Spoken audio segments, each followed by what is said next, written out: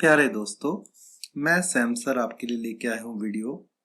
और ये जो मेरी वीडियो है ये 10th मैथ्स के चैप्टर 1 रियल नंबर्स यानी वास्तविक संख्याएं की एक्सरसाइज 1.3 पर है। तो इस वीडियो में सबसे पहले इस वीडियो को स्टार्ट करने से पहले आपको पता होना चाहिए कि व्हाट आर रैशनल नंबर्स, मतलब परिमेय संख्या क्या है। तो परिमेय संख्या क्या है? ऐसी संख्याएं जिन्हें हम p बटा क्यू के रूप में लिख सकते हैं जहां q 0 के बराबर ना हो, ऐसी संख्याओं को हम परिमेय संख्या कहते हैं। जैसे 1/2, 2/3, 3/4, ये सारी परिमेय संख्याएं हैं। क्या शून्य एक परिमेय संख्या है? तो शून्य एक परिमेय संख्या है। क्यों? क्योंकि हम उसे 0/1 के रूप में भी लिख सकते हैं या 0/2 के रूप में भी लिख सकते हैं। वैसे ही क्या एक परिमेय संख्या है? हाँ, एक भी एक परिमेय संख्या है, क्योंकि एक को हम 1/1 के रूप में लिख सकते हैं या 2/2 के रूप में लिख सकते हैं, इसलिए एक भी एक परिमेय संख्या है। क्या 2, 3, 4, 5 या जितने भी नंबर्स हैं वो परिमेय संख्याएं हैं?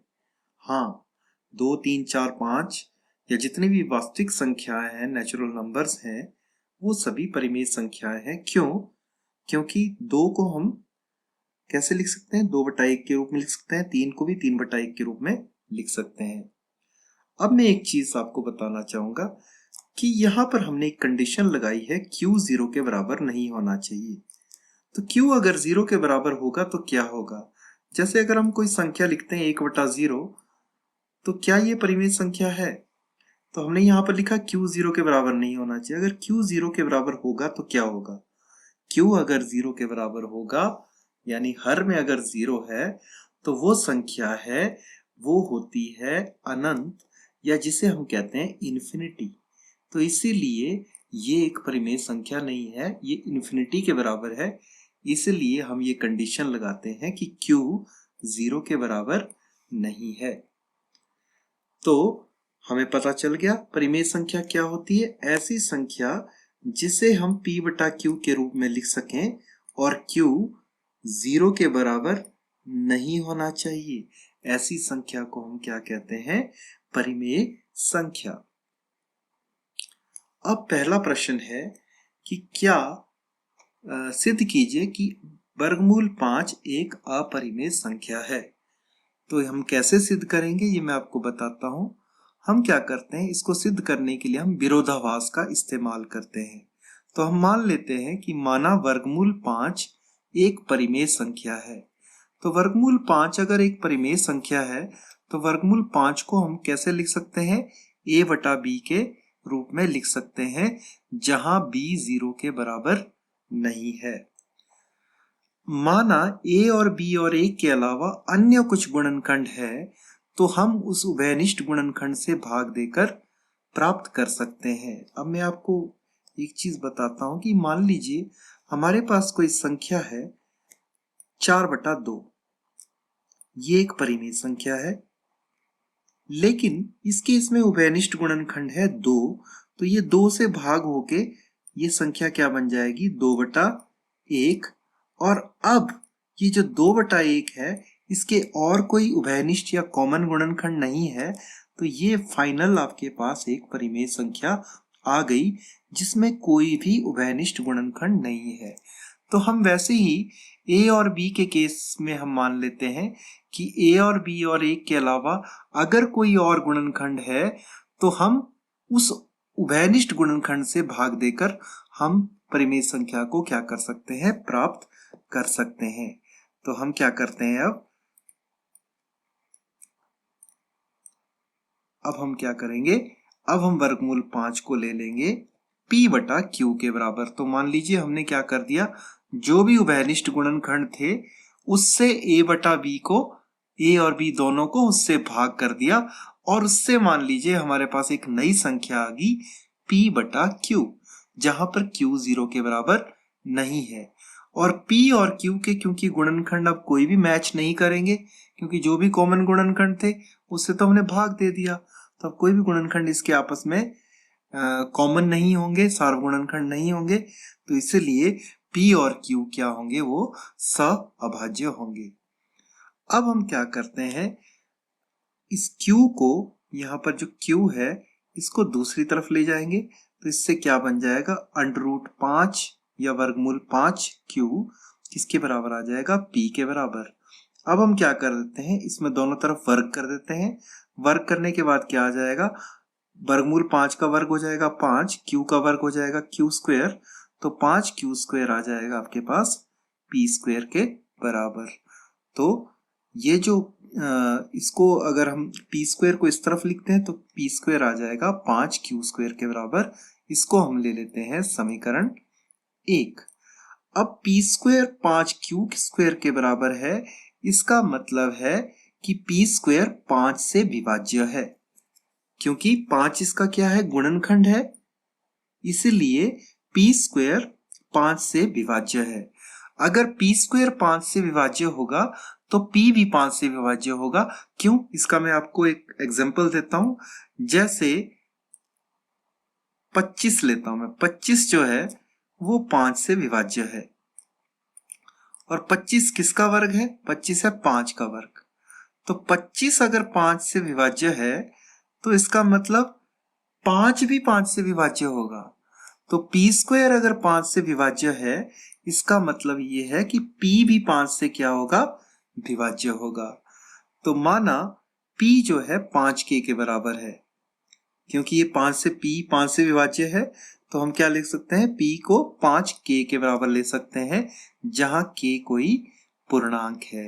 अब P जब हमने 5K के बराबर ले लिया, इसका मतलब कि हम क्या करें, इस P का मान क्या कर लेंगे, हम पुट कर लेंगे 1 में, तो क्या बन जाएगा, 5K² बराबर है 5Q²।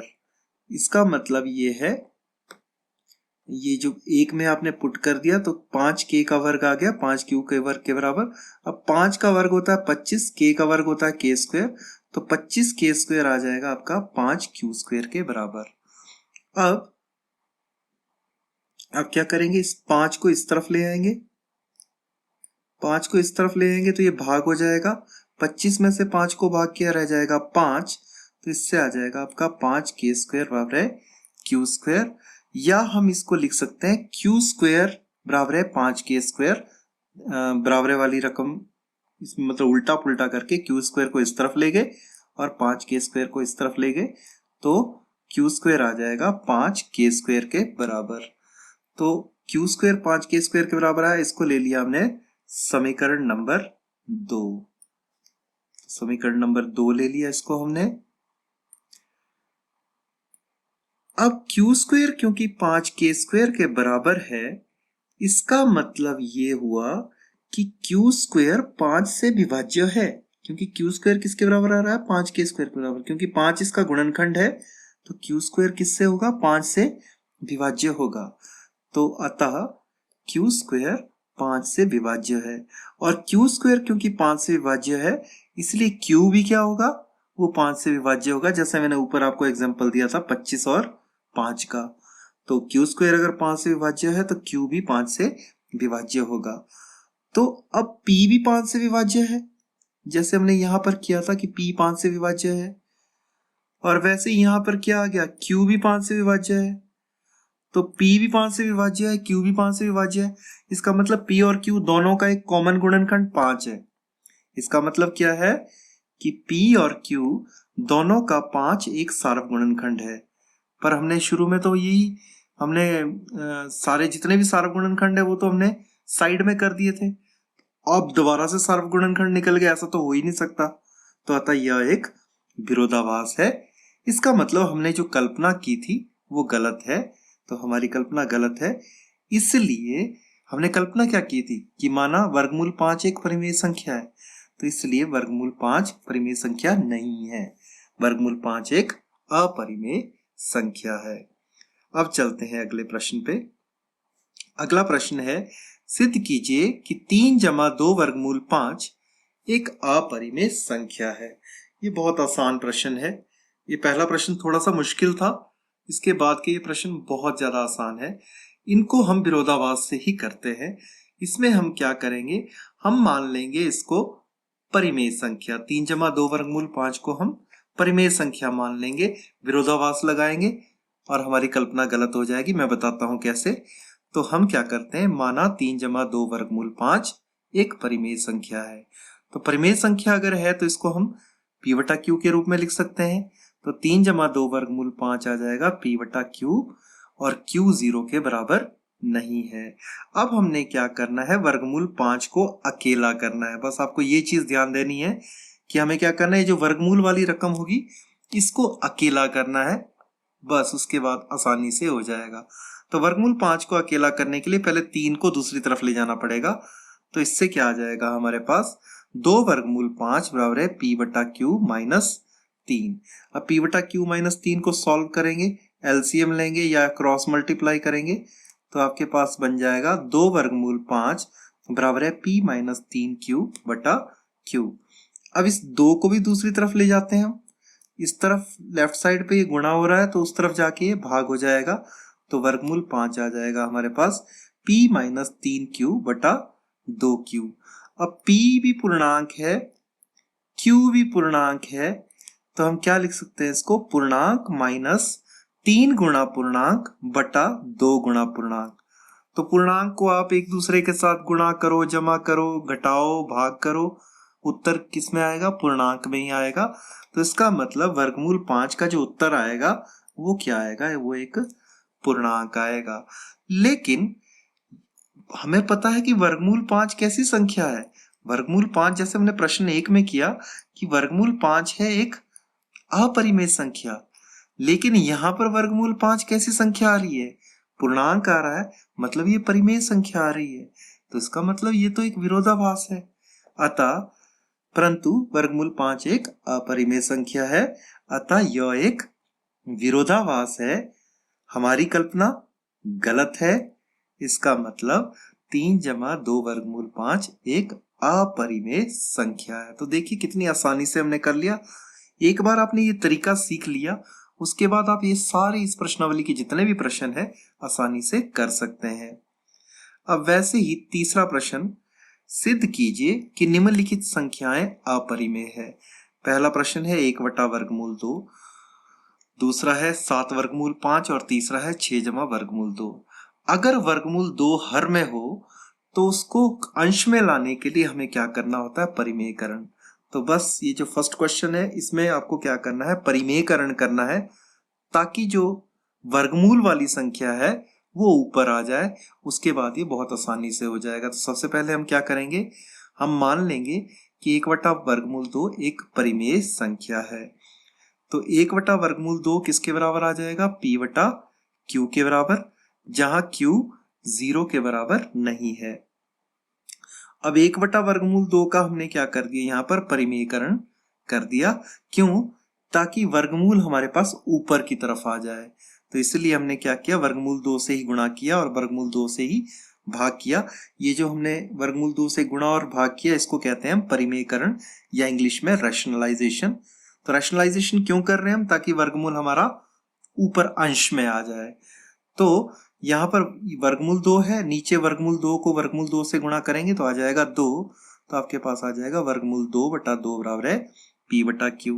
और जैसा मैंने आपको पिछले स्टेप में बताया था कि आपको क्या करना होता है, आपको करना होता है वर्गमूल 2 को अकेला। तो वर्गमूल 2 को आपको क्या करना है, अकेला करना है। अकेला करने के लिए आपको 2 को दूसरी तरफ ले जाना पड़ेगा, तो 2 हो जाएगा गुणा।